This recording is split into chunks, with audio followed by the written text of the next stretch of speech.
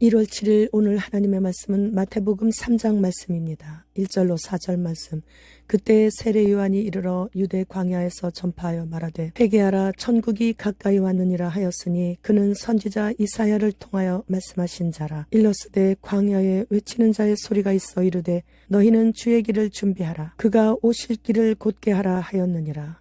이 요한은 낙타털 옷을 입고 허리에 가죽띠를 띠고 음식은 메뚜기와 석청이었더라. 본장은 갑자기 출현한 세례 요한의 등장 배경에 대해서는 침묵하고 요한이 광야에서 외치는 외침과 전도 사역과 예수님의 세례 받으심과 성령님께서 비둘기같이 임하는 내용 등을 기록했습니다. 세례 요한의 외침은 오직 한마디였습니다. 지금 곧 천국이신 메시아 오신다.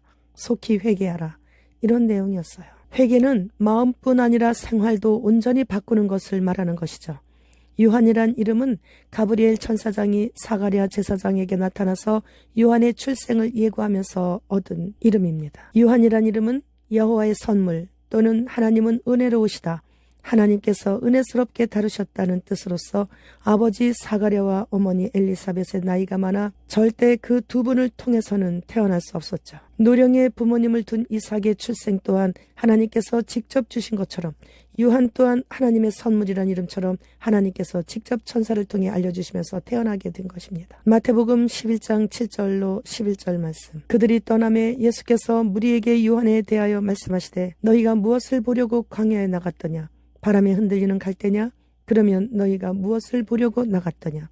부드러운 옷 입은 사람이냐? 부드러운 옷을 입은 사람들은 왕궁에 있느니라. 그러면 너희가 어찌하여 나갔더냐? 선지자를 보기 위함이었더냐? 옳다. 내가 너희에게 이르노니 선지자보다 더 나은 자니라. 기록된 바 보라 내가 내 사자를 네 앞에 보내노니 그가 네 길을 네 앞에 준비하리라 하신 것이 이 사람에 대한 말씀이니라. 내가 진실로 너희에게 말하노니 여자가 낳은 자 중에 세례 요한보다 큰 이가 일어남이 없도다. 그러나 천국에서는 극히 작은 자라도 그보다 크니라. 구약의 마지막 선지자인 세례 요한의 등장으로 400여 년간 하나님의 음성을 듣지 못하던 흑암 속에서 혜성같이 나타난 세례 요한에게 남녀노소 모두 다 열광하며 세례 요한이 주로 거주하는 광야에 몰려들어 하나님의 말씀을 듣고 찔려서 회개하며 세례를 받으며 말씀에 갈급하여 원근각지에서 몰려들었습니다. 그때 예수님께서 무리들에게 너희가 무엇을 보러 광야로 나갔느냐고 물으시며 부자들의 아름다운 실크로 된 옷을 입은 자를 보러 나갔더냐 아니면 선지자를 보기 위해 나갔더냐고 물으시면서 옳다고 선지자를 보러 나갔지만 세례 요한은 선지자보다 더 나은 인류 역사에서 여자가 낳은 자 중에 세례 요한보다 더 큰 자는 전에도 없었고 후에도 없다고 칭찬하신 분이에요. 하나님은 우리 인간의 미래를 현재처럼 눈앞에서 보시는데 또 그 사람이 무슨 생각을 하고 있는지 그것도 꿰뚫어 보시고 그런 유일하신 단 한 분뿐이신 전능하시고 전지하신 유일하신 하나님이십니다. 따라서 세례 요한의 미래까지 다 보시고 계시는 예수님께서 세례 요한을 여자가 낳은 자 중에 가장 큰 자라는 칭찬을 하신 것은 인류 역사 이래 세례 요한보다 더 많은 사람들을 하나님께로 이끈 전도자가 없었어요. 구름대처럼 많은 사람들을 앞에 두고 예수님을 소개하면서 회개복음 즉 천국 복음을 전파함으로써 갈 바를 알지 못하는 무지한 백성들을 진리의 길로 이끌었던 구약의 마지막 선지자였습니다.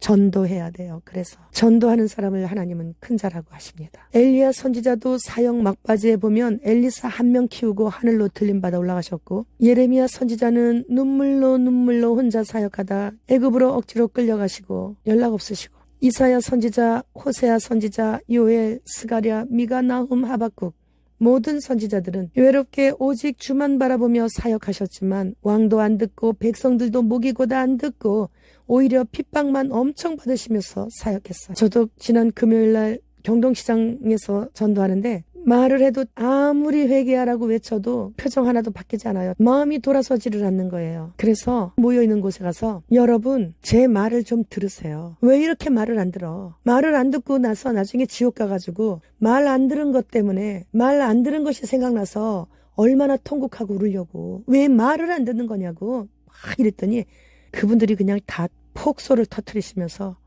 우리가 말 안 듣는데 우리가 말을 안 듣는다고 저렇게 혼내는 거야. 이러시면서 폭소를 터뜨리시는 거예요. 경동시장에 날씨도 따뜻했고 금요일날 어르신들이 참 많이 오셨어요. 진짜 뭐 가득가득 차셨어요. 그래서 이제 그다음부터 이러니까 듣는구나. 이걸 제가 이제 알았죠. 그래서 계속 말 좀 들어요. 말 좀. 왜 이렇게 말을 안 듣느냐고. 나중에 얼마나 억울할까.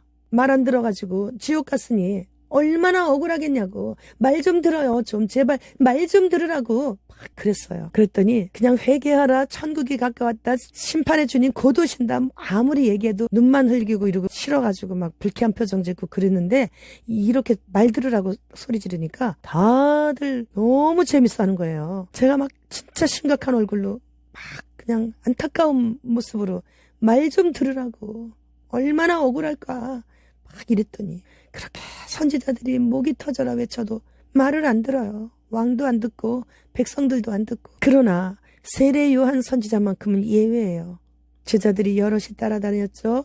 권력층이나 백성들을 향해 회개하라고 엄하고 강하게 책망하고 그리고 또 듣는 이들이 많아가지고 줄을 서서 기다리면서 회개하고 물세례를 받았을 정도로 얼마나 많은 사람들을 전도했는지 몰라요. 세례 요한은 오로지 하나님 나라만을 흥왕케 하시기 위해 정장 한 벌 없이 가축의 털로 만든 옷 한 벌로 만족했고 당시에 가장 손쉽게 구할 수 있는 메뚜기와 석청을 아주 배고플 때만 조금씩 먹으며 그렇게 사역했어요. 단 한 번도 상다리 부러지게 차린 음식상 한 번 받지 않았고 부드러운 옷 한 벌 입지 않았고 오직 우리 주 예수 그리스도 출입 예수 그리스도 오시는 길을 평탄케 하는 데만 온 힘을 다 쏟으며 정치 권력자, 종교 지도자들 그들의 부패와 부정을 호되게 책망하면서 회개하라고 외치다가 감옥에 갇혀 이름도 빛도 없이 아무도 알아주지 않았던 그런 순교의 자리에서 하나님께로 올라가신 분이에요. 얼마나 귀한 분이신지 몰라요.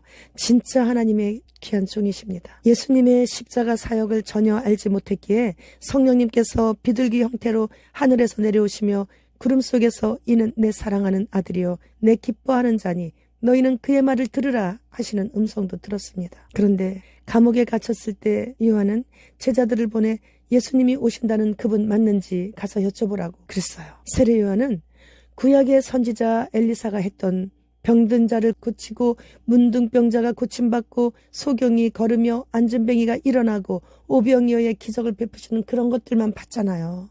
천국의 모형인 구약만 알고 있었기에 구약의 선지자들은 누구나 다 천국의 실체이신 예수님에 대해 잘 알지 못했거든요. 예수님께서 세례 요한을 이 땅에서 모든 인류들 중에 가장 큰 자라고 칭찬하시고 바로 그러나 천국에서는 극히 작은 자라도 그보다 크다고 말씀하셨죠.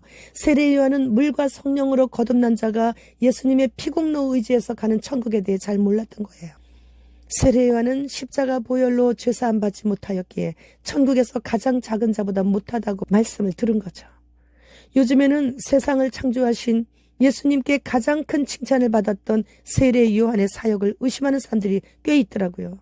그리고 세상에서 가장 교활하고 악한 본디오 빌라도를 옹호하는 사람들도 꽤 있더라고요. 그래서 마지막 때 맞구나 이런 생각을 더 하게 돼요. 마지막 때에는 미혹의 영이 왕성하게 활동하기에 대부분의 교인들이 사탄의 미혹을 분별하지 못하고 넘어지고 있는 거예요. 지금은 근신하라 깨어라 회개하라 천국 그 자체이신 예수님이 가까이 오셨다고 부지런히 회개를 외쳐야 하는 마지막 때입니다. 진짜 가까이 오셨습니다. 이런 사탄의 무자비하게 미혹하고 택한 자들까지도 넘어지게 하는 미혹에 흔들리지 않는 굳센 믿음을 소유해야 그날의 공중으로 올라가는 동아줄을 놓치지 않게 되는 거예요. 똑같이 보이는 동아줄인 줄 알고 잡았다가 썩은 동아줄을 잡게 되는 원통한 일을 만나지 않도록 마지막 때는 더욱더 내 영이 예민해져 있어야만 사는 것입니다. 예전에 온 인류에게 원죄를 다 받을 수밖에 없게 만들었던 옛뱀이 그 공로를 인정받아 스스로 승진하여 큰 용, 즉 청룡이 되어 하늘로 올라갔었는데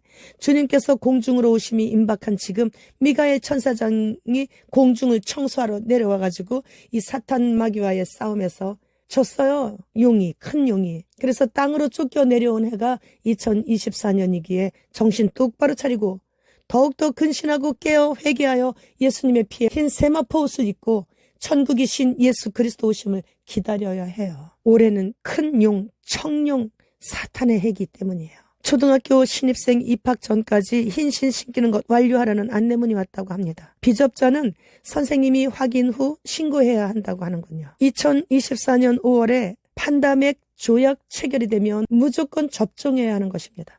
안 하면 매매의 기능을 하지 못하게 되는 거예요. 짐승의 표 곧 들어옵니다. 따라서 2024년은 우리는 이 세상 임금인 사탄과 영원히 관계없이 살게 되는 진정한 희년을 맞이하게 될 것을 기대합니다. 주님 어서 오시옵소서. 마라나타.